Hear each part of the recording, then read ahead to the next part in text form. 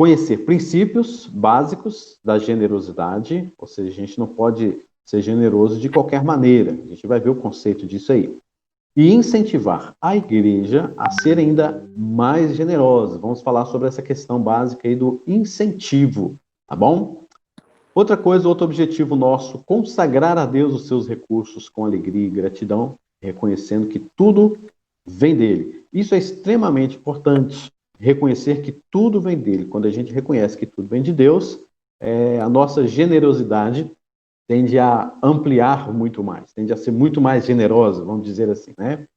Sentir-se encorajado a desapegar-se das coisas, compartilhar com o coração sincera, desapegar-nos das coisas. Difícil, né? É difícil, não é fácil não. Ainda mais que às vezes tem alguma coisa emocional envolvida, sentimental envolvida, mas nós devemos aprender a desapegar das coisas, né?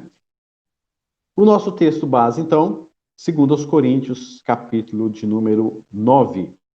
Alguém leia, por favor, para a gente, porque senão eu vou ficar só falando aqui, e às vezes não há participação sua. Então, alguém, por favor, com aquela voz assim, né, locutor de rádio, bem bonita, pausadamente, leia para a gente aí, 2 Coríntios, capítulo de número 9, por favor, até o versículo 15.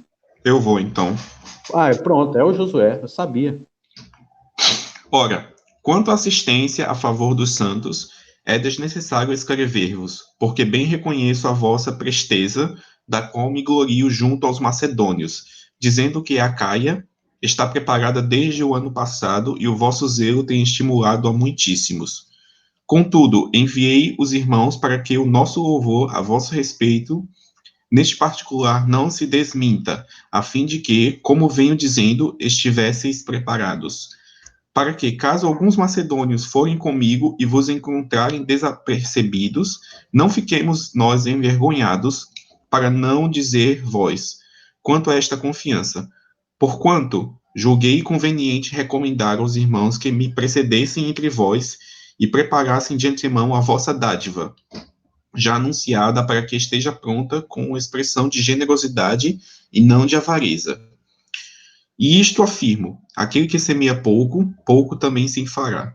E o que semeia com fartura, com abundância também se fará. Cada um contribua segundo tiver proposto no coração, não com tristeza ou por necessidade, porque Deus ama a quem dá com alegria. Deus pode fazer-vos abundar em toda graça, a fim de que, tendo sempre em tudo ampla suficiência, superabundeis em toda boa obra. Como está escrito, distribuiu, deu aos pobres, a sua justiça permaneceu para sempre. Ora, aquele que dá semente ao que semeia e pão para alimento, também suprirá e aumentará a vossa sementeira e multiplicará os frutos da vossa justiça, enriquecendo-vos em tudo para toda generosidade, a qual faz que, por nosso intermédio, sejam tributadas graças a Deus. Porque o serviço dessa assistência não só supre a necessidade dos santos, mas também redunda em muitas graças a Deus. Visto como, na prova desta ministração, glorificam a Deus pela obediência da vossa confissão quanto ao Evangelho de Cristo e pela liberdade com que contribuís para ele e para todos, enquanto oram eles a vosso favor com grande afeto, em virtude da superabundante graça de Deus que há em vós. Graças a Deus pelo seu dom infindável. Muito bem, José. Obrigado aí, viu? A nossa lição aí, numa frase só, né? A generosidade é fruto de um coração que reconhece que tudo vem de Deus e não da força ou capacidade do ser humano. Por isso, o cristão deve agir de maneira abundante, alegre, humilde e fiel no auxílio dos que necessitam. Só um minutinho, pessoal. Então tá aí. Vou interromper aqui agora um pouquinho o compartilhamento, a gente conversar agora a respeito dessas questões aí. Quando a gente observa a carta aos Coríntios, a gente vai perceber Paulo, especialmente nesse capítulo de número 9, falando de coisas que a igreja de Corinto começou a fazer, mas não deu continuidade, que é a questão da generosidade. Bom, quando a gente fala de generosidade, a gente pode ampliar muitas coisas, dar vários conceitos. Mas eu quero perguntar para vocês, quem quiser responder aí. O que de fato é generosidade? Quando a gente fala assim, fulano é generoso, ou aquele grupo, aquela igreja foi generosa, fulano foi tão generoso comigo, o que significa isso de fato? Então vamos conceituar para a gente entender o restante da lição aí. Quem quiser responder aí, o que é generosidade?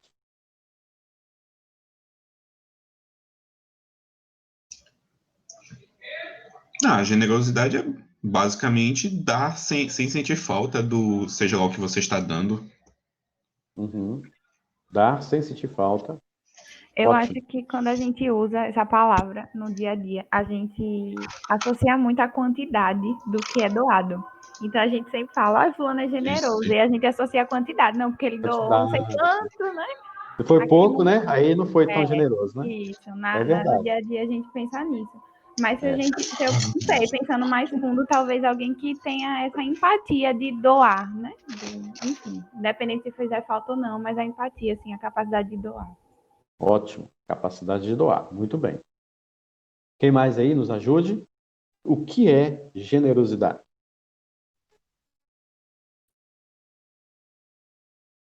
Não? Luana.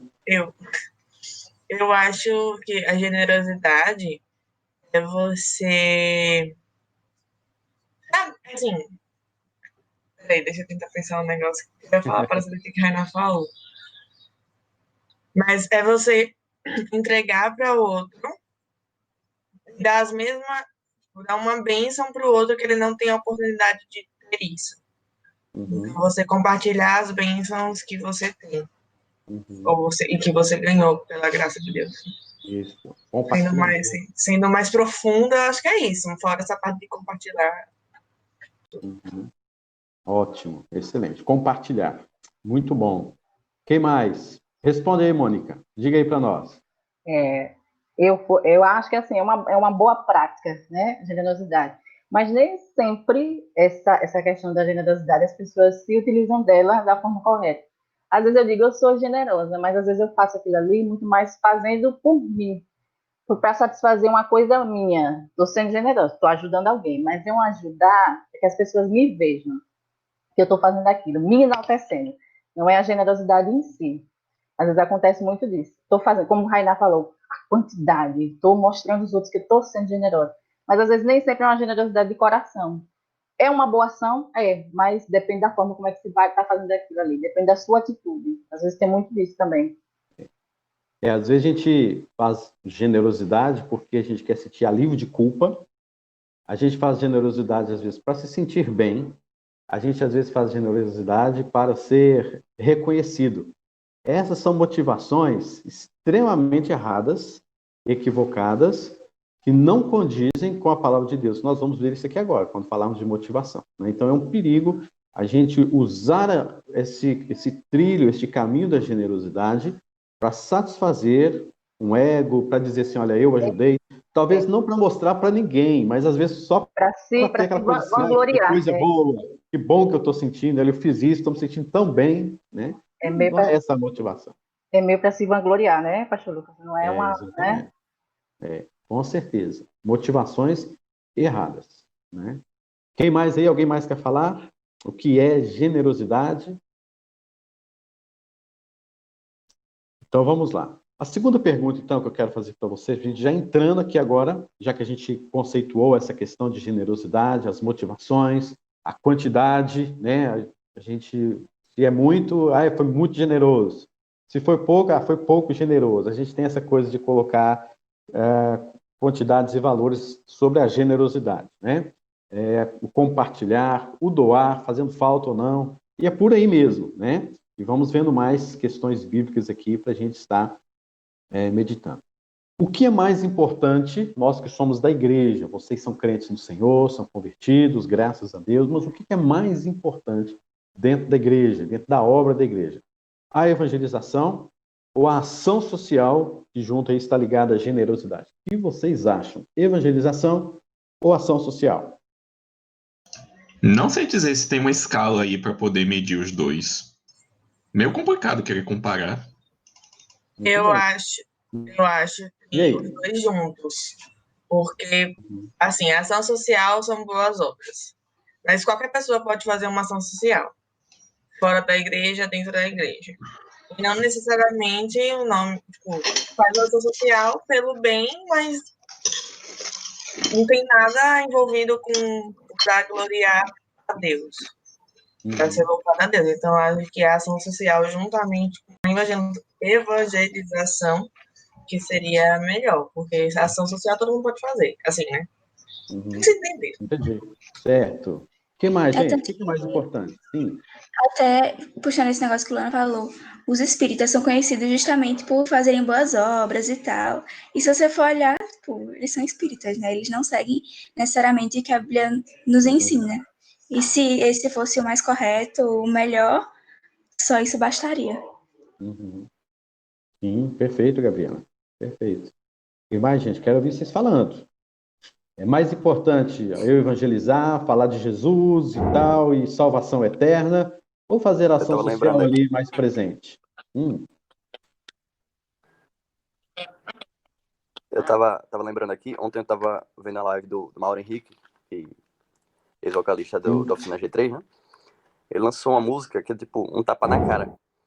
Que a música ela faz referência, o refrão, né, faz referência a 1 Coríntios 13, que é. O refrão da música é mais ou menos assim, como é? Pronto. A letra do refrão é assim: ó. A fé é uma faca sem amor. A lei é um laço sem amor. Peraí que eu buguei um pouquinho, peraí. Peraí que ele mandou, peraí. A fé vira Foi, eu faca sem mandei. amor. A lei vira laço sem amor. Como ter a Deus sem ter amor, se ele é amor? Verdade é vaidade sem amor. Palavras são falhas sem amor. O que é incompleto passará, mas o amor para sempre permanecerá. Sim, aí eu Muito lembrei bom. do 1 Coríntios 13, que entra nesse tema da generosidade, porque, tipo, a generosidade em si, o ato de dar sem ter amor, é nada. É 1 Coríntios 13, 3. E ainda que eu distribua todos os meus bens entre os pobres, e ainda que entregue o meu próprio corpo para ser queimado, se não tiver amor, nada disso me aproveitará. Então, acho que a generosidade em si, o ato de fazer o ato social, entre aspas, fazer o contribuir, ser generoso, dar, oferecer, não significa nada em si. É um ato que é o amor. É a relação do evangelismo, do evangelizar e do ser generoso. Eu acho que o evangelismo também é um ato de generosidade, né? O evangelismo, na verdade, é a gente dar à pessoa uma boa nova, um presente que a gente recebeu também. Então, acho que não tem uma distinção. É a mesma coisa. A gente ser generoso, se a gente é generoso mesmo, a gente vai dar para a pessoa aquele bem que para a gente é o mais precioso. Entendeu? A gente vai compartilhar a boa nova que a gente recebeu. Uhum. Muito bom, Gustavo. Depois você pega aí, se possível, a cópia aí dessa música e a letra. Coloque pra gente no chat aí, muito bonita essa letra aí, com certeza vai ser bom pra gente. Coloque no chat depois, assim que você puder. A nossa querida irmã Yane Menezes, seja bem-vinda, Viane. Colocou que a evangelização, através dela, as boas ações acontecerão. E a Thalita colocou, aqui a internet está muito ruim, não estou conseguindo acompanhar. E a Raquel disse, só consegui conectar de verdade agora. Muito bem. Isso mesmo. Obrigado, Yane, pela sua contribuição, viu? Mas é verdade, a evangelização, né, está ligada, é claro, a fazer ação social, sim. A Bíblia trata a evangelização e a ação social de mãos dadas. A igreja, durante boa parte da história, a igreja, infelizmente, conseguiu separar isso. A gente vê, por exemplo, numa época, em alguns séculos passados, aí, quando houve uma grande busca incessante da presença de Deus, que foi conhecido lá na Alemanha como o pietismo alemão. Tivemos outras né, em outros lugares da Europa, essa busca por essa espiritualidade, né, o fato de estar no mosteiro, longe das pessoas, orando, buscando a Deus por uma questão espiritual. Então, esse período houve o quê? Um afastamento, uma preocupação muito mais com a alma e não com o corpo, né? E a igreja preocupou-se muito mais com isso, com essa coisa da evangelização, mas sem ação social. No outro momento também, aqui mesmo na América Latina, alguns séculos atrás, por outro lado, a gente tem vivido ainda hoje traços fortíssimos da teologia da libertação. O que seria isso?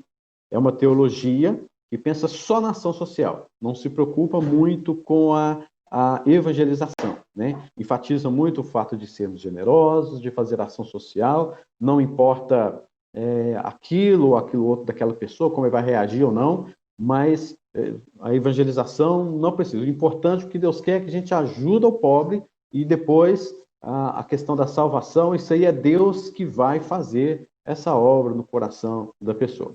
Bom, a gente tem que saber diferenciar as coisas. Os extremos são intensamente complicados. Né? Não podemos nem dizer que eu quero alimentar o meu corpo, ou quero alimentar a minha alma, o meu espírito e esquecer da ação social. Nem posso também enfatizar a ação social sem, de fato, também me preocupar com a questão da ação social, com a generosidade, né? Porque a Bíblia nos ensina que o homem é um ser integral, né? A integralidade do homem.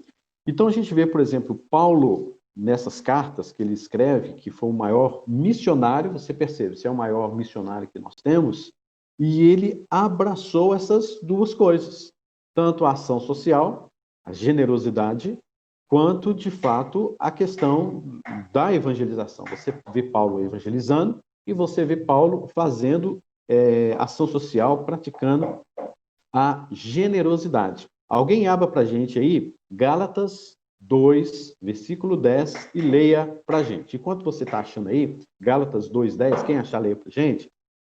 A gente percebe que em todas as suas cartas, Paulo está envolvido com essa situação de levantar recursos entre as igrejas gentílicas nas quais ele trabalhou para assistir aos pobres da Judéia, por exemplo, que nós vamos ver um pouco mais detalhado sobre isso aí. Gálatas 2, versículo 10. Quem achar, leia, por favor.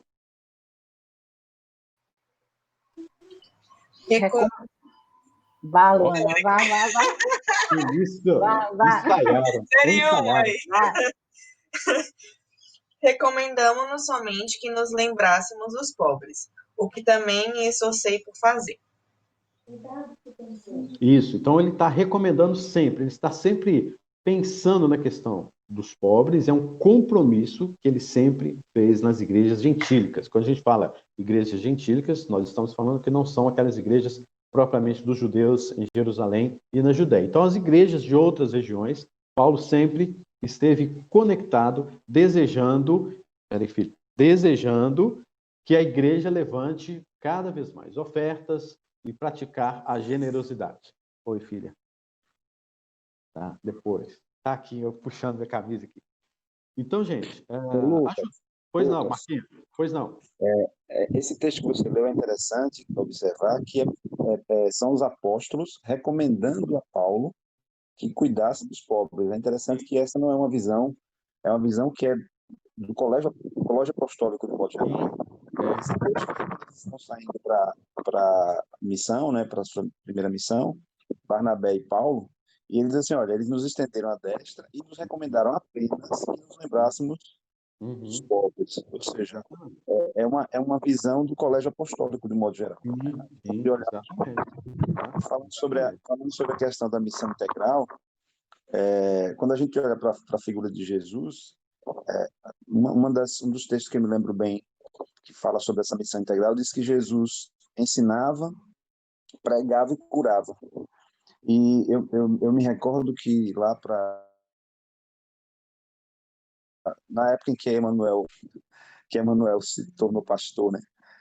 É só referência aí, faz muitos anos isso. Então a gente estava numa luta grande, eu não era presbítero, eu era adolescente, chegando para a juventude, uma luta grande para a compreensão da igreja no estado de Sergipe, de um modo geral, a compreensão da igreja acerca dessa missão integral. Porque ela, na ocasião, havia um receio, na verdade, um receio de que se confundisse a missão da igreja, sob o ponto de vista integral, com as teorias e ideologias que estavam surgindo na ocasião, ou que estavam se fortalecendo na ocasião, como a teologia da libertação e outras, porque, então havia esse receio. Eu me lembro que nós chegamos a ter embates com líderes das igrejas, porque nós achávamos, na ocasião, estudando o Pacto de Lausanne, que é lá da Suíça, que foi um movimento muito forte relacionado com as manifestações da missão da igreja no âmbito assistencial, ação social e assistência social. Então, nessa época, nós estudávamos muito sobre isso, líamos bastante, jovens liam bastante sobre isso, e a gente chegou a ter embates. Por exemplo, pode parecer uma loucura, mas pessoas que chegavam na igreja que nós queríamos ajudar, a recomendação dos pastores na ocasião das lideranças era: isso é coisa do Estado. Então, vamos encaminhá-lo para um abrigo, vamos encaminhá-lo para um órgão governamental, vamos encaminhá-lo para uma secretaria de governo. Isso não é coisa para a igreja. Coisa para a igreja, a atividade da igreja é o evangelismo. E aí um dos versos que nós nos pegávamos era justamente esse que falava que Jesus ensinava, pregava e curava. Porque nesses três aspectos aí, ou nessas três características do que Jesus fazia, está exatamente essa clareza sobre a missão integral, né? O pregar, que era o anúncio do evangelho, o ensinar, que era o apelo à reflexão, ao pensamento, ao entendimento, à compreensão clara das coisas, e o curar, que era o apelo exatamente a atender as necessidades do corpo da pessoa, né, físicas. E aí entrava todo um aspecto de fome, de necessidades emocionais, necessidades de cura, enfim. Então, nessas três dimensões aí que o próprio Jesus atuava, nós encontrávamos um amparo também, né? Além de outros textos, é claro, mas nós encontrávamos um amparo para dizer que a missão da igreja, dentro daquilo que Jesus ensinou enquanto discípulos de Jesus, ela tinha essas três dimensões também. Então, se nós queríamos ser discípulos de Jesus, nós tínhamos que imitá-lo. E imitar seria olhar para o homem de forma integral, olhar para as suas necessidades espirituais, pregando o evangelho, tal, enfatizando o evangelho, olhar para as suas necessidades físicas e olhar para as suas necessidades emocionais, intelectuais, de entendimento, de compreensão. E não havia, como Josué falou, né, você mencionou qual seria se haveria ou não uma hierarquia, mas na prática não havia essa hierarquia no nosso entendimento. Não havia uma classificação do que era mais importante ou menos importante. O que era exatamente o homem sendo visto no seu todo. E a missão nossa era tratar isso como uma coisa só. A visão nossa era tratar isso como uma coisa só. Eu não separo, eu não distingo, eu não valorizo mais um do que o outro. As coisas estão juntas, porque o homem é um ser uno, ele não é um ser separado.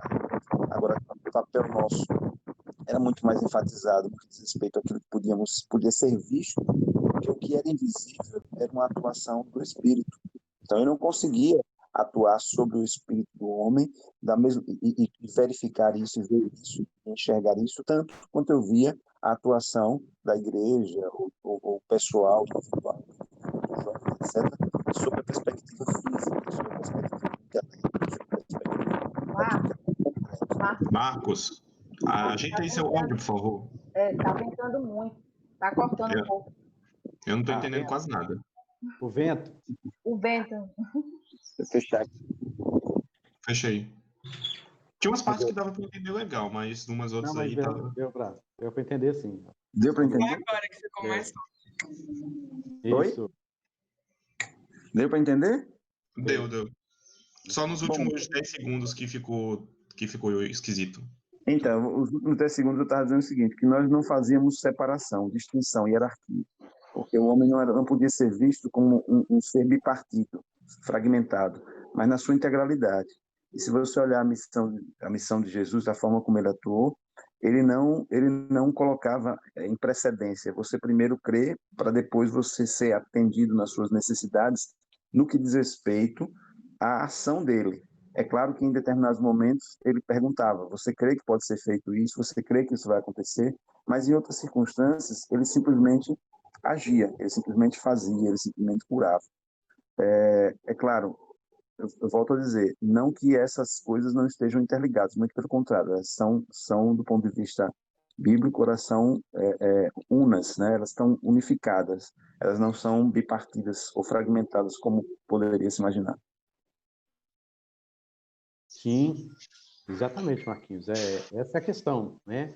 A igreja, como eu disse, né, no início, a igreja, em um certo momento, ela conseguiu desfragmentar isso e colocar as duas coisas, às vezes opostas, ou às vezes um tanto quanto distantes uma da outra, né?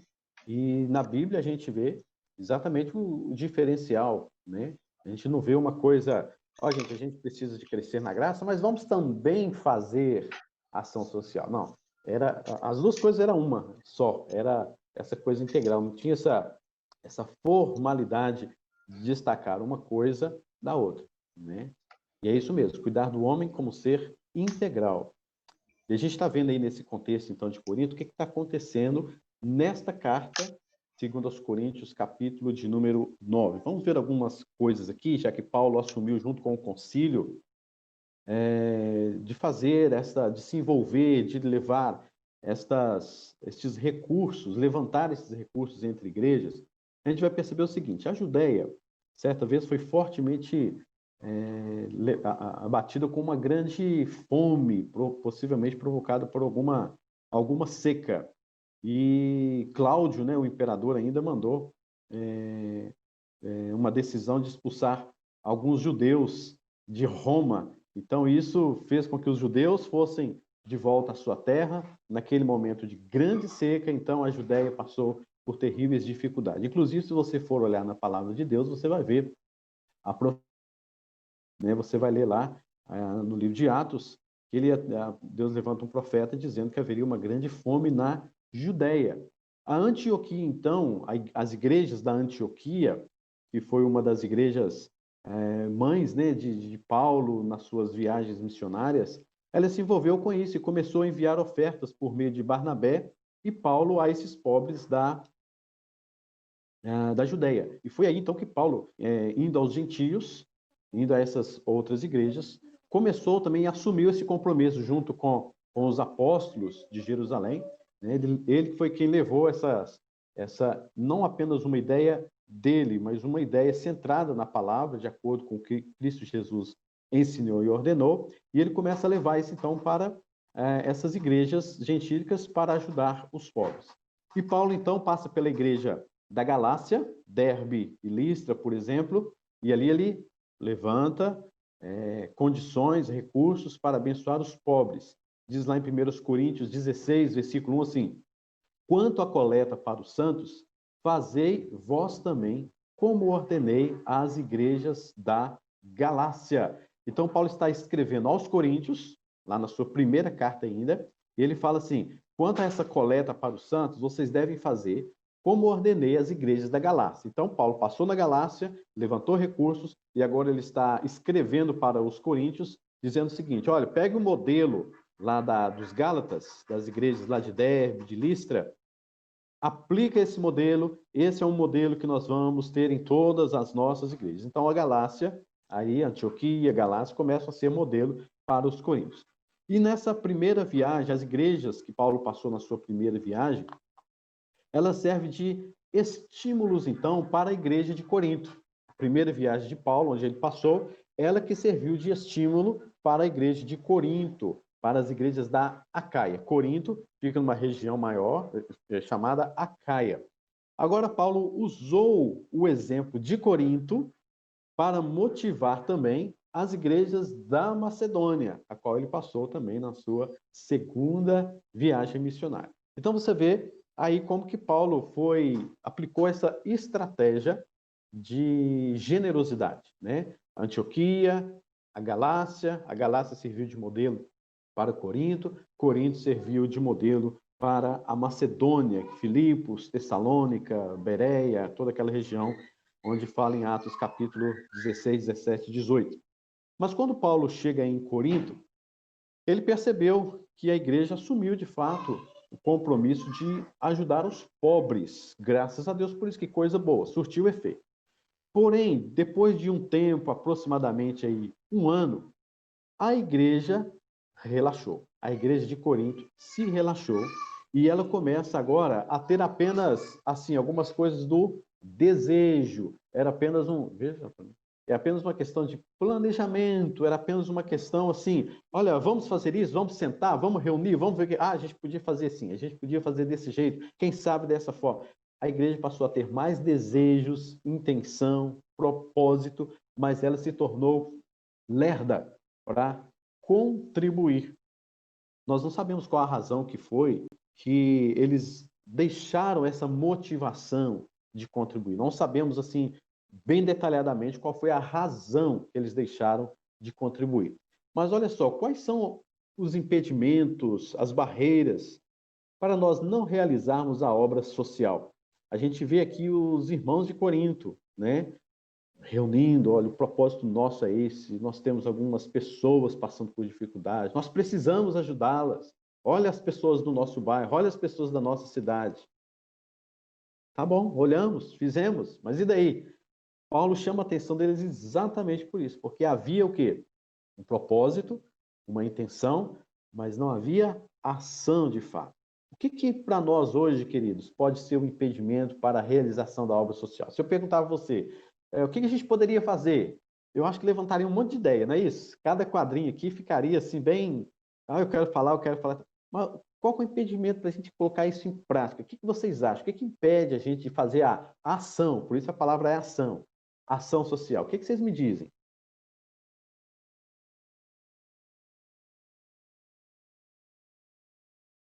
Muito bem, Rainá.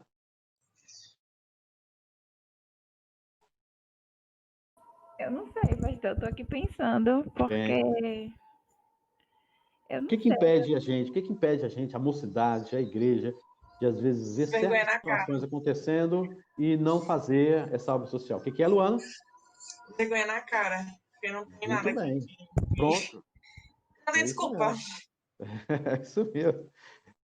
Às vezes é vergonha na cara mesmo. A gente não tem esse tino, né, de ver a situação acontecendo e não agirmos. O que mais que pode impedir a gente, assim como o Corinto, que ficou pelo menos um ano sem praticar generosidade para com os seus, dentro da igreja?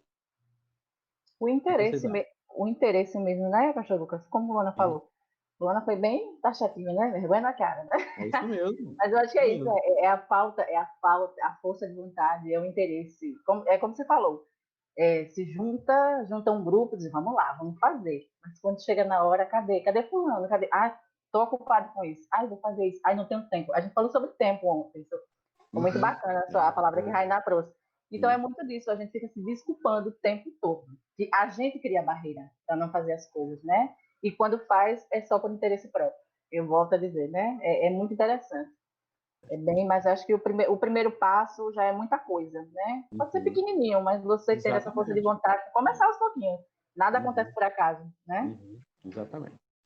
Um ponto disso aí é interessante, porque às vezes a gente acha que para fazer, um dos impedimentos que eu vejo às vezes a gente quer fazer uma coisa, vamos fazer ação social, e a gente quer fazer uma coisa muito grande, né? É uma coisa assim, nossa, que tamanho, ótimo, vamos nos motivar, eu acho que precisamos, devemos, com certeza.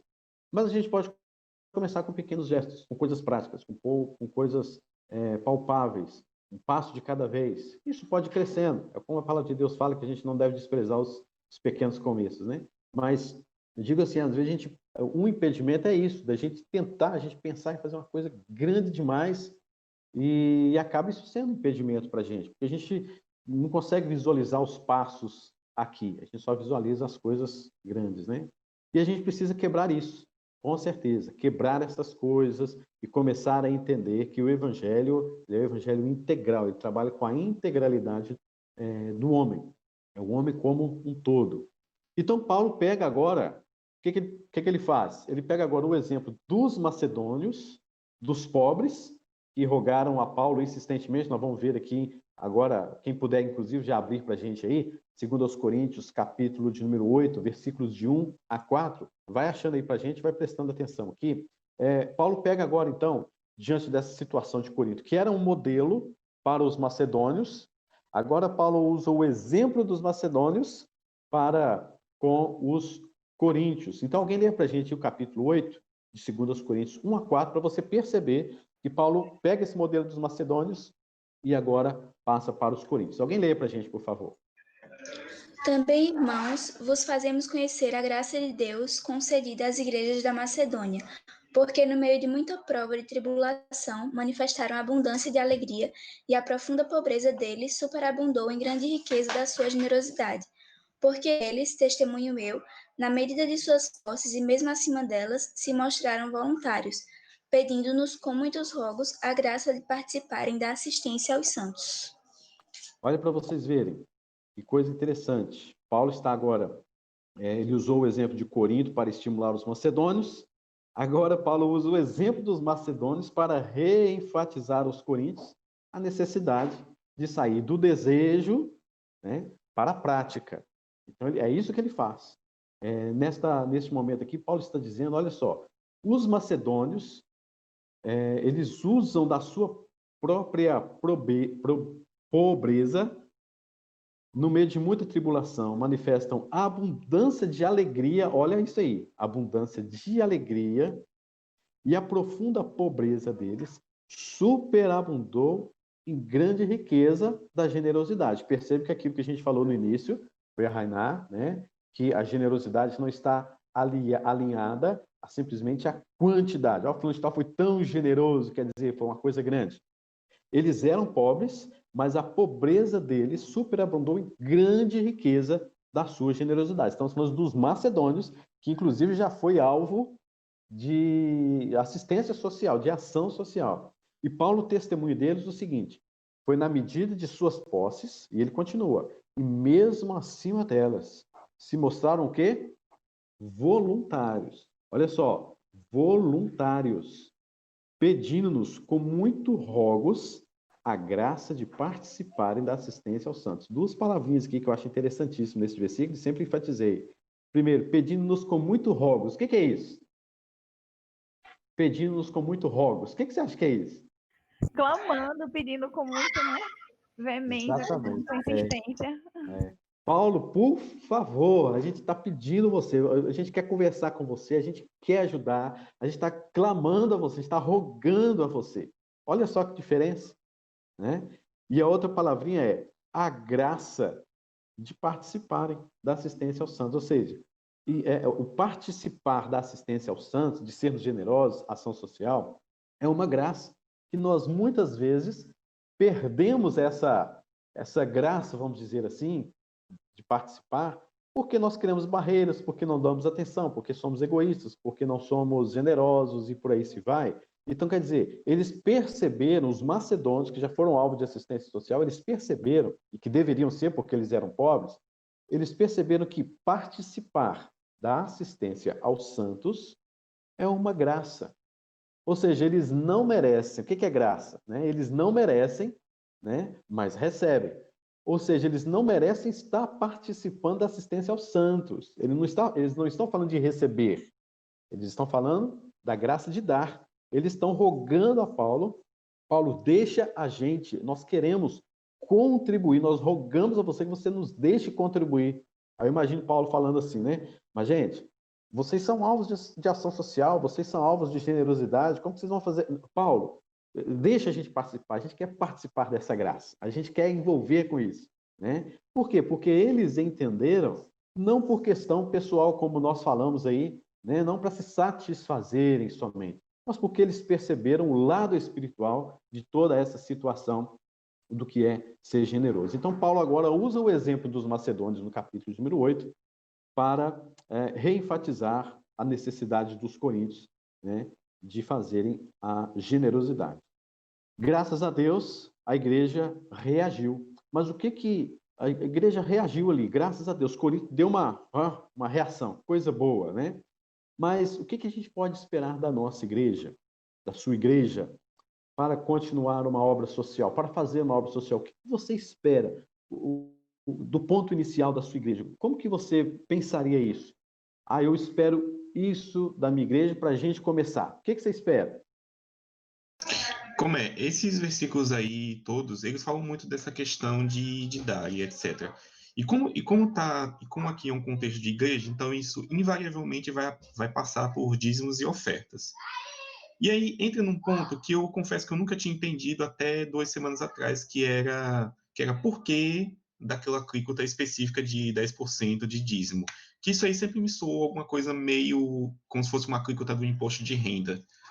Até que um dia eu assisti um vídeo no YouTube em que o cara lá do vídeo explicou que o dízimo tecnicamente não é 10, é 23,33, porque no Antigo Testamento tinha 3 dízimos e etc. E apesar de que esse versículo não se aplica somente a isso, começa por abrindo o bolso e dando grana para a história toda. Uhum. Há uma coisa que a gente tem que perceber, Josué, que nessa passagem nós não estamos tratando de dízimo. Essa passagem não trata de dízimo, tá certo? Aqui Sim. essa passagem está tratando de generosidade, ajuda aos pobres. O dízimo é um outro princípio, tem uma base também, basicamente igual, mas ele tem outros princípios, um tanto quanto diferente da generosidade. A gente vai ver isso aí, por exemplo, no versículo de número 7, né? E Paulo fala assim: cada um contribua segundo tiver proposto no coração, não com tristeza ou por necessidade, porque Deus ama quem dá com alegria. Então, esse não é o princípio do dízimo. O dízimo você não dá segundo propôs no seu coração. O dízimo é dízimo. O que é a palavra dízimo? É 10%, né? Agora, o que você falou dos 23, alguma coisa, se for olhar o dízimo, muitas pessoas perguntam se é a questão do seu coração com Deus, né? A gente não vai entrar no mérito da questão aqui agora, mas só porque você mencionou. Eu devo dar o dízimo do líquido ou devo dar o dízimo do bruto, né? Tem gente que tem essa pergunta, né? Olha, Sim. dízimo é dízimo, né? O que você recebe e o que está no seu coração, no sentido de você estar fazendo a vontade de Deus, tá certo? Então, isso aí é uma questão que a gente pode estudar um pouco mais à frente, por causa da nossa lição aqui, mas aqui nós não estamos falando propriamente disso, não é um texto básico para falarmos exatamente de dízimos, tá certo? Mas no sentido de generosidade, beleza? Então, olha só, às vezes a pergunta que eu fiz é exatamente assim: olha, o que você espera da sua igreja para iniciar ou dar continuidade a uma obra social? Nós precisaríamos de quê? Luana? Eu acho que primeiro precisa que as pessoas se envolvam na igreja. Um envolvimento para depois partir para a ação, assim, né? Porque se você não está indo para a igreja, se você não está envolvida com o corpo, fica complicado de você desenvolver algo fora, né, da igreja. Então, acho que primeiro o envolvimento dos membros. Certo. Vocês esperam mais ensino acerca desta questão? Vocês esperam mais motivação dos seus pastores, dos seus líderes, dos seus professores de escola dominical? Vocês acham que precisa de quê? De mais comunhão para a gente exercer ação social? Gente, tudo isso é importante. O ensino, motivação, comunhão. Mas veja só, ação social, generosidade. Oi, Laís, bom dia, Laís. Generosidade pode começar com você, entende? É no seu coração. Então, a minha pergunta ela é um pouco assim capciosa, no sentido assim, eu espero que os pastores se mobilizam, façam um projeto, escrevam, né? Coloque fotos, dados estatísticos. Muito bom, excelente seria. Excelente, né? Mas eu posso fazer isso por mim mesmo, baseado na palavra de Deus. Então, eu não preciso, na verdade, esperar da presidente, do vice, da diretoria, daquela sociedade a qual eu participo na igreja, montar um projeto, e aí, quem sabe? Eu discordo, eu não concordo, acho que tem que ser assim. A gente não precisa disso. Isso é muito bom, isso é louvável, certo? Podemos fazer. Mas isso começa comigo mesmo. Vocês estão entendendo? A gente não precisa esperar uma mobilização dos outros. Isso é aqui, olha, é eu aqui, né? Deve começar a fazer isso. Nós vamos ver um primeiro pontinho aqui que fala exatamente sobre essa questão. E olha só a reação da igreja dos macedônios. Lá em Romanos, capítulo número 15, versículos 25 e 26, fala assim: mas agora, Paulo, estou de partida para Jerusalém, a serviço dos santos, porque aprouve a Macedônia e a Acaia, aquelas igrejas pobres que foram modelos para a igreja de Corinto, levantaram uma coleta em benefício dos pobres dentre os santos que vivem em Jerusalém. Olha que coisa boa, né? O próprio... Ô, filho, obrigado. Alice trouxe água para mim. Gente, essa menina é chique demais, né? Não, fala sério. Então, a Macedônia e a Acaia tomaram a decisão de levantar ajuda para os pobres da Judéia. E ela respondeu com muita expectativa, de fato, essas lições do apóstolo Paulo, seguindo o próprio evangelho. Então, vamos ver lá alguns princípios da contribuição pela graça. Alguns princípios da contribuição pela graça. Não, filho, obrigado. Deixa eu só achar aqui o slide direitinho que tá nosso, tá bom?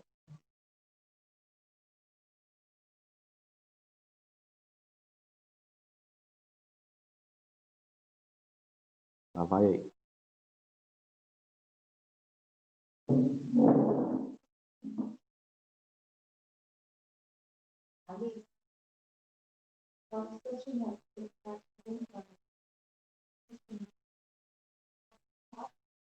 Espera aí. Vamos lá. Passando para frente aqui um minutinho, viu? Ver se eu consigo chegar lá.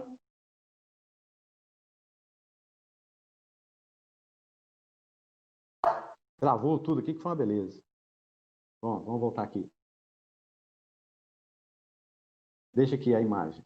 Mas a gente vai ficar bem claro aí os nossos princípios. Vou ver se eu consigo ainda colocar, tá bom? Princípios da contribuição, então, pela graça. A gente viu que essa contribuição, segundo o que os macedônios fizeram, rogando, é uma graça. Então, quais são os princípios, então, desse ato de generosidade? Ou seja, minha pergunta, então, para vocês. Qual que é a melhor forma, já que a gente pode fazer programação, a gente pode fazer projetos, a gente pode envolver em coisas grandes, isso é legal e tudo mais, mas o que a Bíblia fala? Qual é a melhor forma de influenciarmos pessoas para contribuir com a ação social? O que vocês acham? A melhor forma que você pode influenciar pessoas à contribuição? Fazendo, dando o primeiro passo. Eu dou o meu primeiro passo, independente se tem alguém ou não, eu estou lá fazendo. Isso até contribui, como você falou, para o incentivo do outro. Às vezes o outro está naquele mesmo pensamento que eu.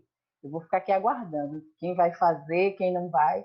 E aí, quando alguém dá esse primeiro passo, você começa a incentivar outras pessoas que estão com essa mentalidade pequena, igual a sua, né? De não fazer porque eu dependo de outras pessoas. Não, a gente não depende. Para fazer certo tipo de coisa, não. Você vai lá e dá o seu primeiro passo. E começa a incentivar outros e outros e outros. Exatamente isso, né? Qual a melhor forma de influenciar pessoas à contribuição? Como eu disse, é ensinar, é ordenar, deixa que aconteça, é fazer grandes projetos, é fazer uma planilha cheia de dados estatísticos, cheia de coisas. Não, gente, é legal, como eu já disse, mas não precisamos exatamente disso. Olha para você ver aí o versículo que nós lemos, 2 Coríntios, capítulo de número 9, que diz assim, olha, versículo 2, porque bem reconheço a vossa presteza, da qual me glorio junto aos macedônios, dizendo que a Acaia, a região ali de Corinto, está preparada desde o ano passado. E o vosso zelo tem o quê? Estimulado a muitíssimos. Olha o superlativo de Paulo, né? Tem estimulado a muitíssimo. A presteza deles estimulou a muitíssimo. O que isso significa? O primeiro princípio que nós vemos é que quando você contribui, a sua oferta estimula outras pessoas. Esse é o princípio básico que nós acabamos de ler. Você sempre influencia alguém de alguma forma ou de alguma maneira. Você nunca é neutro. Você pode influenciar a pessoa. Por exemplo, se você é uma pessoa muito triste, muito abatida, ou talvez reclamando muito da sua vida, você acaba influenciando pessoas, né? A pessoa às vezes está alegre, feliz, aí você chega, nossa, minha vida está tão difícil. A pessoa perde aquela alegria, nossa, a minha também, né? Você influencia a pessoa. Ou às vezes a pessoa está triste, está abatida, você chega cheio de sorriso, alegria, e você influencia outra pessoa, né? Também, olha, eu estava tão triste, você chegou, você falou isso, aquilo, outro, tal, e eu também minha alegria agora. Então, mostrando esse exemplo simples, você influencia pessoas, positiva ou negativamente, mas neutro você nunca é.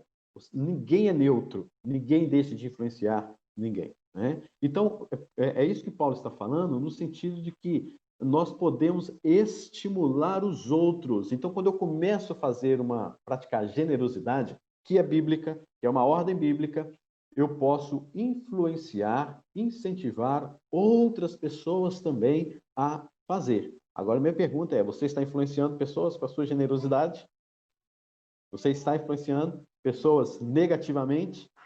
Você é alvo de alguém praticar generosidade para você? Você precisa, de fato, de ver para incentivar-se, se automotivar, né? Então, veja bem o que Paulo fala aí. E lembrando a vocês que Paulo está colocando aqui neste versículo o fato de que os coríntios pararam de pararam de praticar a generosidade durante pelo menos um ano. Então você pensa como estava a situação da igreja. E Paulo estava falando para os macedônios, lá um pouquinho antes, falando o seguinte: olhem para os coríntios, lá é o nosso exemplo, lá é o nosso modelo, falando para os macedônios. Por isso os macedônios falaram depois para Paulo: Paulo, nós também queremos participar da assistência ao santo. E Paulo diz assim, Paulo falando para os coríntios, né? Eu reconheço a vossa presteza, eu sei que vocês têm no coração esse desejo de serem generosos, e eu me glorio disso junto aos macedônios. Quer dizer, eu estou lá na Macedônia, quando eu estava lá na Macedônia, eu estava dizendo para eles acerca de vocês, os coríntios, dizendo lá que a Acaia, vocês, os coríntios, vocês estão preparados desde o ano passado. Para o quê? Para assistência ao santo. E o zelo lá dos coríntios, vocês aí dos coríntios, têm estimulado a muitíssimo. Só que, na verdade, Paulo estava falando isso para os macedônios, mas os coríntios não estavam preparados coisa nenhuma. É isso que Paulo está chamando a atenção. Ele está falando assim: gente, eu estou falando com vocês, eu estou falando para a Macedônia, que vocês estão, beleza, estão fazendo, estão praticando, mas eu percebi que no decorrer do tempo vocês estão de braços cruzados. E isso é um problema para nós. Paulo está dizendo isso para eles, né? Então, olha só, o nosso engajamento estimula a outros. E foi agora a Acaia, né? A Acaia agora que teve que estimular os coríntios. Segunda coisa, queridos, a disposição e a ação precisam caminhar juntas. Disposição e ação. Não é só ter disposição, precisamos de ação. Os coríntios se dispuseram e Paulo saiu de Corinto, né? Beleza. Quando Paulo deixou lá, beleza, vocês vão fazer, façam aí, isso é ordem, precisamos de fazer isso, mas eles deixaram, abandonaram de fazer. Por isso que Paulo fala dessa graça na contribuição do capítulo de número 8, que a igreja estava parada, morta nesse sentido. E aí ele manda quem para lá? Ele manda Tito lá para Corinto para incentivar os outros, os irmãos de Corinto. O versículo de número 4 fala assim, olha, por que ele faz isso? Vamos ler o versículo 3 para a gente entender mais. Ó. Contudo, enviei os irmãos para que o nosso louvor a vosso respeito de Corinto, neste particular da assistência, da generosidade e tudo mais, não se desminta, a fim de que, como venho dizendo, vocês estavam preparados, para que caso alguns macedônios forem comigo, olha o problema de Paulo, né? Que algumas pessoas viajavam com ele. Então, vai que algum macedônio vem comigo e encontre vocês desapercebidos. Paulo foi bem assim, né? Passando um pouquinho assim nas mãos, né? Dizendo assim, a cabecinha nas mãos, né? Dizendo, desencontro desapercebidos. Na verdade, eles estavam irresponsáveis, mas desapercebidos. Não fiquemos nós envergonhados, para não dizer vocês, coríntios, quanto a esta confiança. Paulo estaria dizendo, em outras palavras, assim, pensa se for algum membro da igreja da Macedônia comigo visitar a igreja de Corinto, né? E não tiver nada pronto, do jeito que eu falei acerca de vocês, do jeito que vocês foram exemplos para eles. Aí eu chego aí com alguns irmãos, e é o que vai acontecer, nós, para não dizer vocês vão ficar envergonhados do que eles vão ver, porque vocês são exemplos para eles. Então, quando a gente se torna exemplo, a gente tem que continuar sendo exemplo. A gente tem que continuar sendo um objeto de modelo para outras igrejas, para outros irmãos, e quando nos falamos em particular, né, eu devo ser modelo para um outro irmão e não cessar isso. Né, devo sempre fazer ter essas atitudes. Agora, gente, como a gente deve fazer para sair do planejamento para a ação? Veio aí os Coríntios? Os Coríntios tinham bons planejamentos, ótimos planejamentos, era um modelo no planejamento, mas não tinham ação.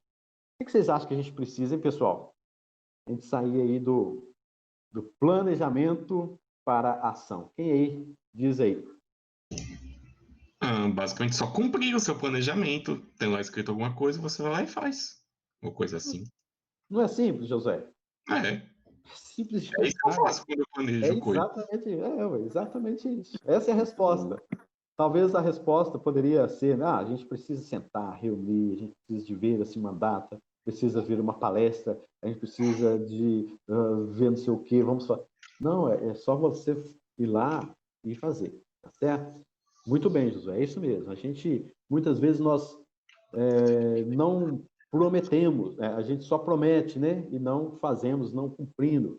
Então, a gente tem missionários, a gente tem irmãos da igreja, principalmente nessa época de pandemia, de isolamento. Quantas pessoas da igreja perderam seus empregos, né? As ajudas de cestas básicas, por exemplo, da igreja, aumentou, assim, assustadoramente, né? Nesses dias, graças a Deus que a igreja, né? Alguns irmãos se tornaram ou continuaram a prática da generosidade, né?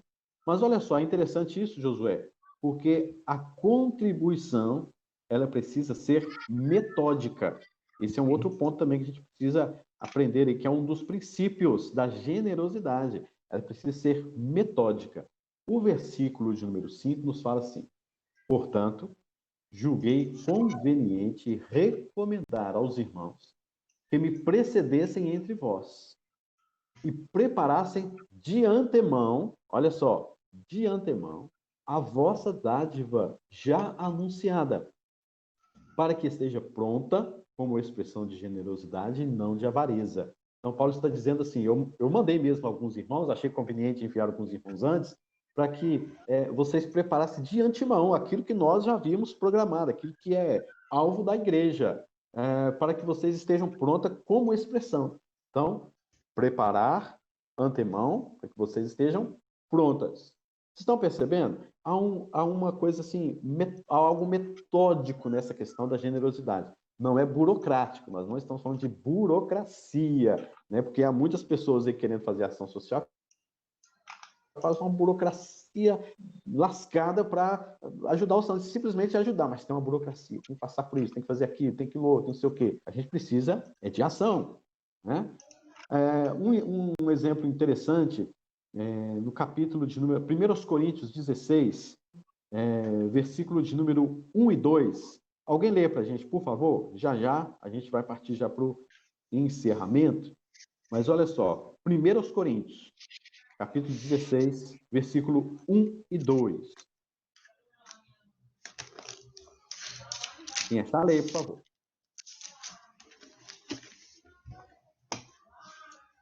Não? Ninguém vai ler? A coleta para os santos, fazei vós também, como ordenei às igrejas da Galácia. No primeiro dia da semana, cada um de vós ponha de parte em casa, conforme a sua prosperidade, e vá juntando, para que se não façam coletas quando eu for. Isso. Vamos observar o versículo 2. Que dia da semana, Rainá? Primeiro, ou seja, domingo. Domingo, dia do Senhor, coisa boa, hein? Hoje é dia de, né, praticarmos ainda mais generosidade. Mas o que é o domingo? O domingo não é o dia do Senhor? O que a gente faz no domingo? A Bíblia fala, 6 dias...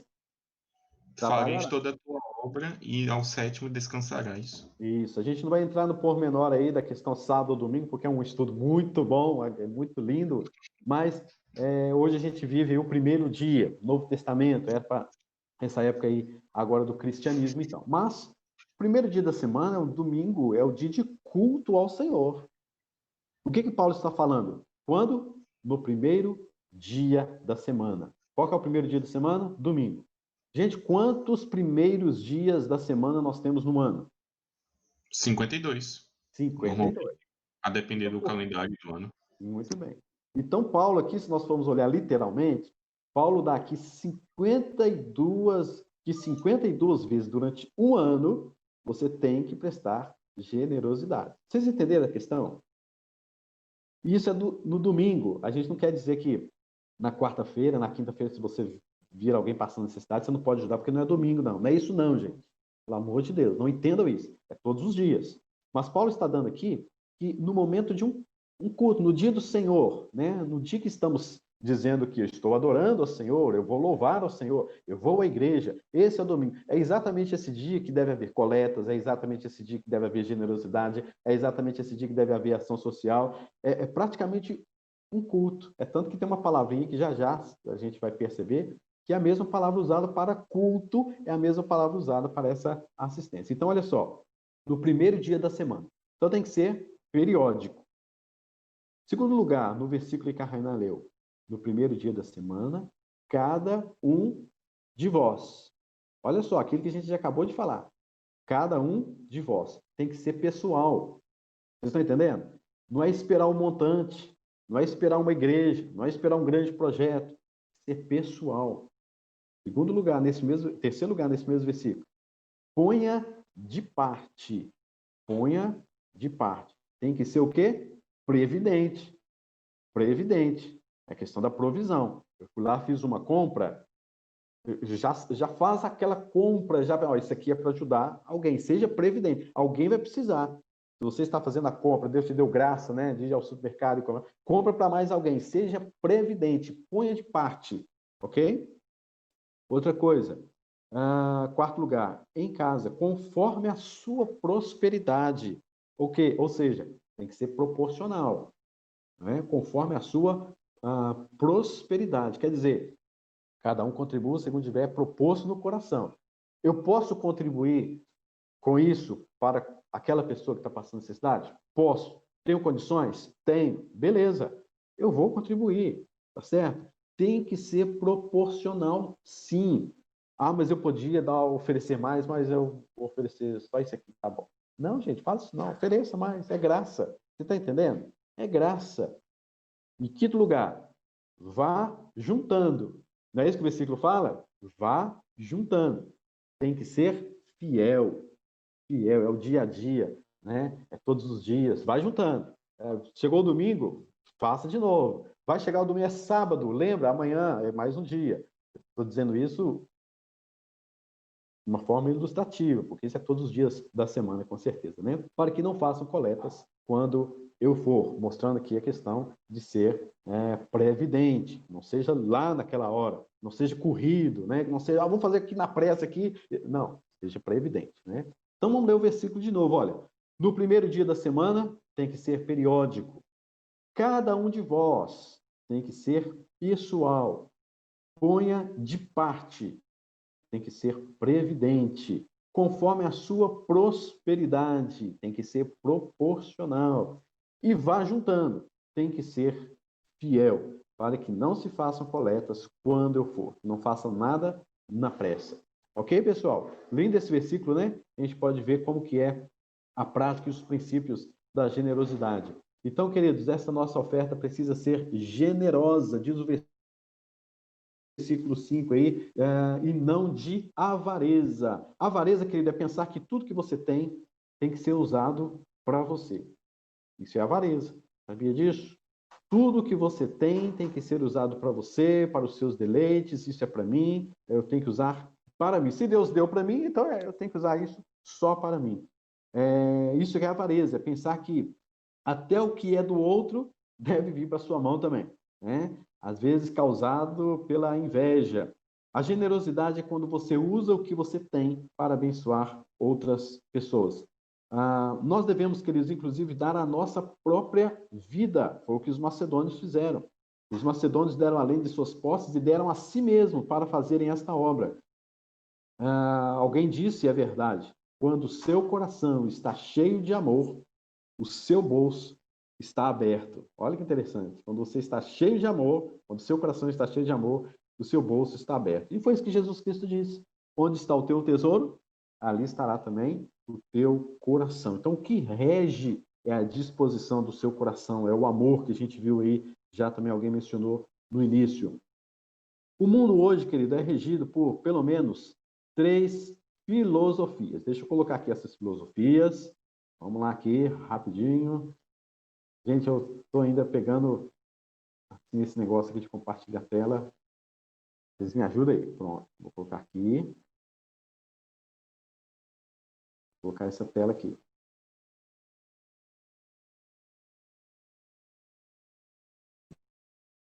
Tá dando não, né? Dá para ver aqui a tela. Dá para ver. Estou passando aqui.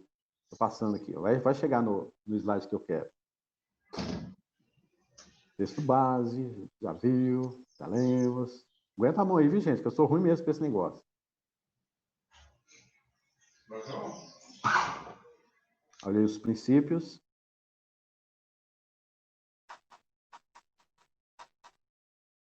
Ó, já vou para a conclusão. Ei, que coisa, né?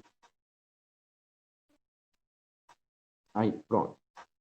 São essas 3 filosofias. O que é a avareza? Avareza. O que é meu, é meu. O que é seu vai ser meu também. Olha aí, coisa boa, né? Tem muita gente avarenta nesse mundo, pelo amor de Deus. Tem ou não tem, pessoal? Tem demais da conta. Pelo amor de Deus. Tem gente para encardir. O que é meu é meu. O que é seu vai ser meu também. Se você tem, eu tenho que ter também, né? Isso é avareza, gente. Isso hoje nos nossos dias é tão comum, né? Mas temos também um meio termo aí, que é a indiferença. O que é meu, e o que é seu, é seu. Cada um no seu. Vocês lembraram da música, né? De falar, o que é meu, o que é seu, é seu. Então, cada um no seu quadrado, cada um vivendo sua vida, eu não posso fazer nada. Isso é o princípio, a filosofia da indiferença. Mas o que é a generosidade que a gente está estudando? Olha que coisa linda, o que é a generosidade? O que é seu, mas o que é meu pode ser seu também. Não é isso que a gente está estudando? É exatamente isso. O que é seu. Continue lá. Eu não tenho desejo, eu não tenho inveja, eu não quero ter o que é seu. Continue. O que é seu. Mas o que é meu, eu quero, eu desejo, eu quero, pode ser o seu também. Certo? Então, queridos, como é linda essa questão aí de estudarmos a generosidade. E a gente vê a questão da própria motivação no capítulo de número 9, versículo de número 6. E isso afirmo, deixa eu tirar a tela aqui, né? Já vimos as filosofias, depois a gente volta aqui mais em alguma questão aqui. O versículo 6 fala sobre essa questão ali. Isto afirma, aquele que semeia pouco, pouco também se fará, o que semeia com fartura, com abundância também se fará. Cada um contribua segundo tiver proposto no coração, não com tristeza ou por necessidade, porque Deus ama quem dá com alegria. Então veja só, queridos, o que a gente vê aqui é o fato de que Paulo está dizendo o seguinte, segundo tiver proposto no coração. Já falamos sobre isso. Não é dízimo. Paulo não está aqui falando, olha, tira o seu dízimo, deixa de dar o seu dízimo e agora você contribui segundo tiver proposto no coração. Não é isso. Paulo não está tratando de dízimo. Paulo está falando aqui de generosidade, dessa assistência aos santos, tá bom?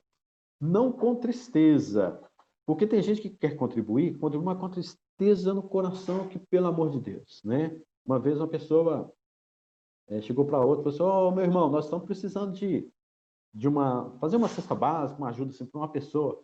A pessoa, meu Deus, nossa, e a pessoa tinha condições, né? Nossa, tá tão difícil para mim, porque nossa, passo fazendo isso, aquilo outro. Aí a pessoa pediu, falou assim, então vamos fazer o seguinte, nós vamos na casa do outro, vamos pedir uma assistência para você então, né? Já que você está precisando tanto assim, ele faz a cesta básica para você, ué, né? Então é isso, às vezes a pessoa com tanta assim, nossa, eu vou ter que dar um pacote de arroz, né? Tem que dar um pacote de feijão, vou ter que fazer não sei o quê. Então a pessoa às vezes está com tanta tristeza, com tanta lamúria, com tanta murmuração, então melhor não dar. Fique para você, Deus te abençoe, multiplique, não dê. Se for para dar com tristeza, com murmuração, não dê, tá certo? E outra coisa, não por necessidade, aquilo que nós já falamos no início, né? Eu estou com um senso de culpa, quando eu faço assistência aos santos, me alivia tanto, isso me faz um bem tão grande, é tão bom. Eu chego em casa assim, pisando nas nuvens. Para com isso. Você não tem que dar por necessidade própria. Você tem que dar por necessidade do outro, porque o outro está precisando, mas não por necessidade própria de você se sentir bem. Você está usando a outra pessoa, você está entendendo? Você está usando uma pessoa para você se sentir bem. E agora, né, chegando naquele ponto assim, crucial, né? A gente vê essa época assim, de pessoas passando por tantas necessidades, etc. Aí você vê pessoas chegam lá, né? Olha aqui, a cesta básica aqui, estou dando aqui para as pessoas, tira selfie, né? Vou pegar minha carteira aqui como exemplo, né? Que o meu celular está ocupado. Olha aqui, aí cheio de cesta básica, estou dando aqui, ó, tirando foto, colocando no Instagram, colocando no Facebook. Gente, para com isso também, tá certo? Não precisa disso não. Isso não é uma necessidade. Não precisa disso. Jesus Cristo falou tanto isso, né? Você dá com a sua mão, a outra nem precisa saber, não é isso? Os fariseus que faziam isso. Gente, eu esses dias estava pensando, gente, se fariseu tivesse celular, pensa um fariseu com Instagram, pensa um fariseu com Facebook, pelo amor de Deus, seria um negócio nojento demais, né? Toda hora postando, toda hora postando, olha aquilo, eu fiz, eu guardei o sal, olha eu orando, né? Então a gente tem essa mania, né, de tirar foto orando ajoelhado, assim, né, a gente fecha o olho assim, dá uma olhada, então, tira foto ajoelhado, olha, eu estou buscando o Senhor. Pare com isso, tá certo? Instagram, Facebook não é para isso não, tá certo? E nem outra forma aí, de seja o que for, para você se apresentar por necessidade, necessidade de elogio, necessidade de vanglória, né? Olha o que eu estou fazendo. Vai lá, dê a cesta básica, dê o dinheiro, ajuda espiritualmente, ajuda emocionalmente, seja como for, da forma como for. Faça isso com, Paulo falando, olha, com alegria. Deus ama quem dá com alegria. Essa palavra alegria, ela no original diz hilariante. O que é hilariante? Né? Parece aquela música da Xuxa, né? Hilarie, né? Hilariante é o quê? É você ir para o gasofilácio com aquela alegria, assim, gente, que coisa boa, né? Eu posso ajudar, mas com alegria verdadeira, não com aquela intencionalidade que eu acabei de dizer, né? Negativa. Mas com aquela coisa assim, gente, que prazer que eu tenho, que alegria que Deus me deu, como os macedônios fizeram, né? Eu quero ajudar, com muitos rogos, a alegria de ajudar aos santos, ao Senhor, né? Então, queridos, nós temos aqui muitas outras coisas nesse texto que é muito profundo, é algo muito bom, mas eu quero passar aqui para vocês 2 vídeos rapidinhos, tá bem? Para a gente ver algumas questões aqui acerca da generosidade. Só que como eu não sei se fazer muito bem, eu vou colocar no chat aí, pode ser? Aí eu coloco no chat, todo mundo vê, ninguém fica chateado, né, de não poder ver. Né? Só, Pois não. aí tem os 3 pontinhos no canto direito inferior, e aí vai ter um botão chamado Share a YouTube Video. Aí se você Tá postar o bom. link, dá para assistir por aqui. Tá. Mas semana passada eu fiz isso aí, José. Às vezes eu não assisto, eu não consegui, eu consegui. Então, vou fazer o seguinte, eu vou colocar no chat aí para ninguém ficar chateado. Pode ser? Você me ajuda nisso aí, Josué? Tá bom, Então, tá vamos bom. lá. Então, beleza. Massa, já. Mandei É aí porque no quem tá chat. com celular não dá para ver o vídeo, entendeu? Opa, aí, ó, tá vendo? Aí, tá, nós. Então, vamos lá, Josué. Me ajuda aí agora, então. Vamos lá. Deixa eu fazer aqui o negócio. Vamos lá. Share YouTube. Vamos lá. Pronto, vou botar aqui para...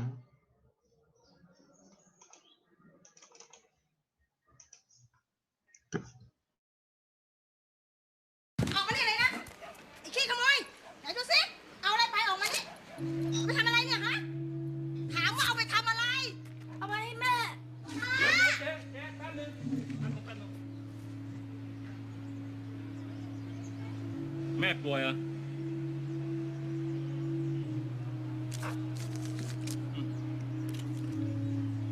อย่าทำอย่างนี้อีกนะโว้ยเกาเหลา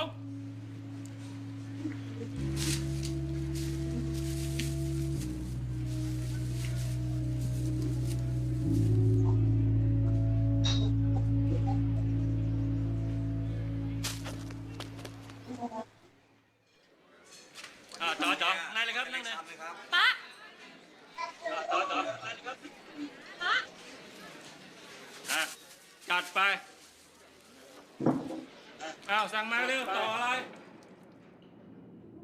สั่งมาเรื่องต่ออะไร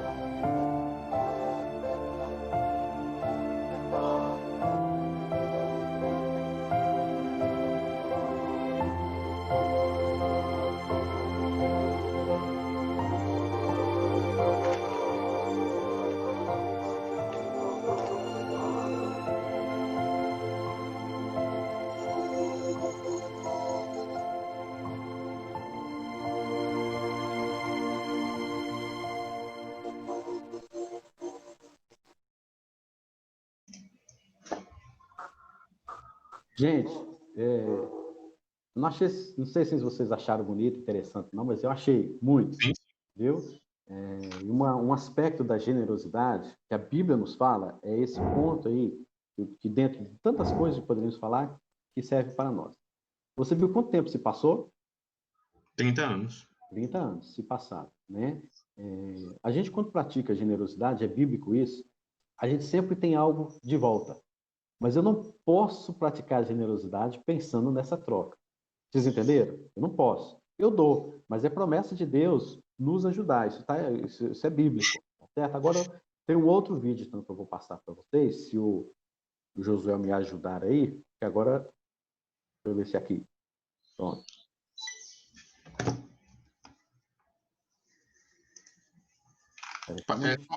O link aí no chat que dá para compartilhar.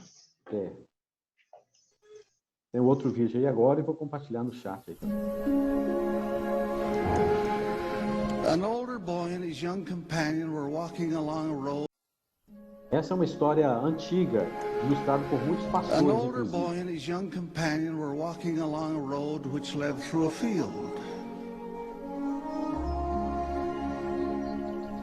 They saw an old coat and a badly worn pair of men's shoes by the roadside. And in the distance they saw the owner working in the field. The younger boy suggested that they hide the shoes, conceal themselves, and watch the perplexity on the owner's face when he returned. The older boy thought that would not be so good. He said this owner must be a very poor man from the looks of his clothes. So after talking the matter over at his suggestion, they concluded to try another experiment. Instead of hiding the shoes, they would put a silver dollar in each one and see what the owner did when he discovered the money. So that's what they did.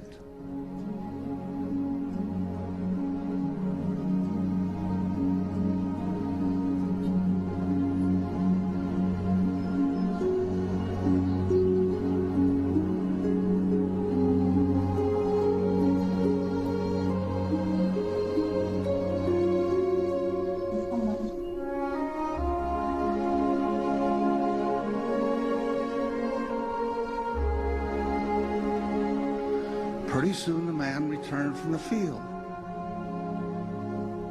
put on his coat, slipped one foot into his shoe, felt something hard, took it out and found a silver dollar.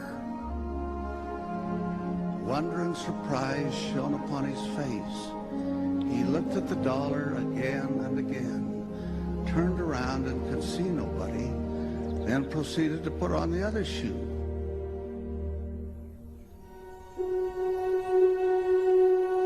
When to his great surprise, he found another dollar. His feelings overcame him.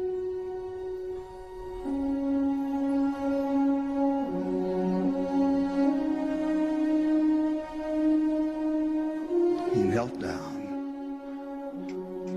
and offered aloud a prayer of thanksgiving, in which he spoke of his wife being sick and helpless, and his children without bread. He fervently thanked the Lord for this bounty from unknown hands and evoked the blessings of heaven upon those who had given him this needed help.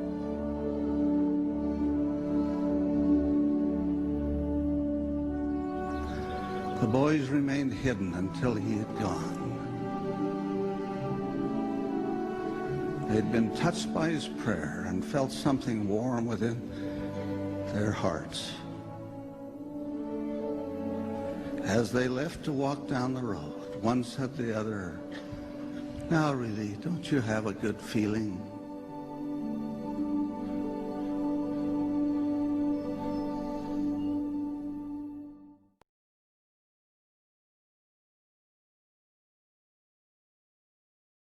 Viram aí, pessoal?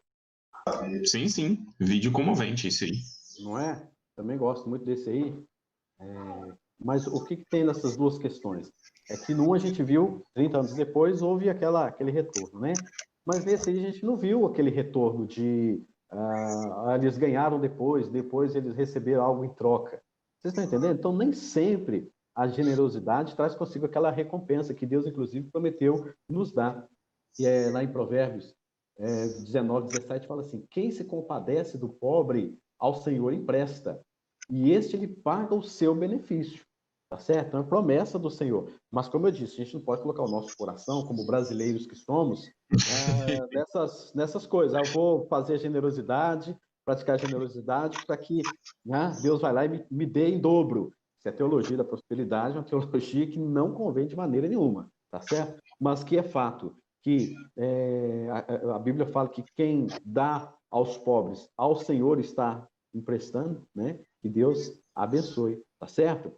Então, queridos, essa era a palavra de hoje. Depois vocês lá, leiam lá Provérbios 22, versículo de número 9, Provérbios 28, 17, o homem... não, que é outro já. Provérbios 28, 27, o que dá ao pobre não terá falta, mas o que dele esconde os olhos será acumulado de maldições. Pensa, né? Então, queridos, olha, essa é a nossa lição de hoje, tá bom? Eu queria realmente deixar isso com vocês, para que a gente possa, de fato, estar experimentando coisas reais na nossa vida. Então, aponte para você, não preciso esperar um grande projeto acontecer, mas eu posso começar isso hoje, mas fazendo com as motivações certas, os princípios corretos da palavra de Deus, a prática da generosidade. Alguém quer falar mais alguma coisa? É bom enfatizar bastante essa coisa de não é uma troca. É uma coisa espontânea que você faz. Com certeza. Muito bom. Isso mesmo. Mais alguém aí? Gente, a gente viu aqui no chat, aí, olha, aula excelente, vamos praticar generosidade. A Yane, amém, Yane, que Deus abençoe. A Luana disse que se arrepiou, né? Que bom, graças a Deus, né? Joia. Benção demais, mas é isso mesmo. Quando eu vejo vi essa ilustração aí das botas, né, antiga, sempre achei bonita essa ilustração aí. Mas, gente, é isso, viu? Deus continue abençoando vocês, vamos praticar generosidade, façam isso de forma realmente com motivação e princípios corretos na presença do Senhor. Deus nos abençoe. Luana tem um aviso, um recado para vocês aí antes de vocês saírem. Contigo, Luana. Pessoal, só para lembrar que a nossa conferência começa na sexta-feira, certo? Essa sexta, sábado e domingo. E aí, no domingo que vem, não vai ter a EBD aqui, mas vai ser a palavra da conferência todo mundo. Tá bom? E é isso. E aí, a programação já foi enviada para o e-mail dos inscritos. Tá lá tudo certinho. E a gente está colocando também lá no grupo do WhatsApp. Quando você faz a inscrição, você já vai para o grupo automaticamente. Então, assim, né, se você clicar no link. Então, a gente está mandando as informações lá. Quem não está no grupo, se inscreve, entra lá. E se você inscreveu e não entrou no grupo, fala comigo que eu te adiciono. Beleza? E é isso. E vamos orar pela nossa conferência, pelo pastor Emerson, por todo mundo e pela nossa UMP. Ok. Isso mesmo, Luana. Benção de palavra aí. Graças a Deus. Vamos juntos participar da conferência. Se Deus quiser, vai ser uma benção, viu? Amém, turma? Amém, Deus gente. abençoe. Prática da generosidade. Se desafie essa semana, esse mês, a sua vida toda, em nome de Jesus. Um abração para vocês. Fica com Tchau, Deus, viu? Tchau, tchau. Tchau. Bom domingo. Até a noite, às 18 horas, hein? Isso mesmo. Tchau, povo.